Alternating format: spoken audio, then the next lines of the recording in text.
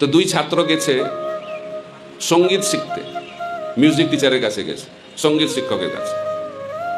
তো প্রথম স্টুডেন্ট, তাকে টিচার জিজ্ঞেস করছে যে তুমি কি কিছু জানো মিউজিক সম্বন্ধে? বলছে আমি কিচ্ছু জানি না, আমার কোনো জ্ঞান নেই সঙ্গীত সম্বন্ধে।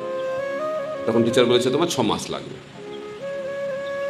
তারপরে দ্বিতীয় বন্ধু, তাকে জিজ্ঞেস করেছে মাস্টারমশাই তুমি কিছু জানো? বলছে হ্যাঁ আমি অনেক জানি, অনেক টিচারের কাছে গেছি, আমি এটা জানি ওটা জানি, একটা লিস্ট দিয়েছে। তখন শিক্ষক বলেছে তোমার 1 বছর লাগবে। তো দ্বিতীয় বন্ধু খুব দুঃখ পেয়েছে, আমার বন্ধু কিছু জানে না 6 মাস, আমি এত জানি 1 বছর, এটা কিরকম মাস্টারমশাই আপনি বুঝিয়ে বলুন।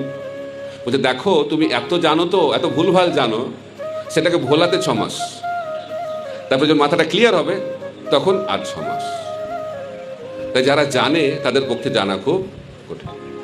আর যারা বিশেষ করে আসরিক ভাব সম্পন্ন, তারা কখনো কারো উপদেশ শ্রবণ করবে না। তাই ভক্তের লক্ষণ হচ্ছে সবসময় অন্যের উপদেশ শ্রবণ করা। তো বলা হচ্ছে কেউ যদি ঈর্ষাপরায়ণও হয়, তিনিও যদি কোনো সৎ উপদেশ দেন, তার উপদেশ গ্রহণ করা উচিত।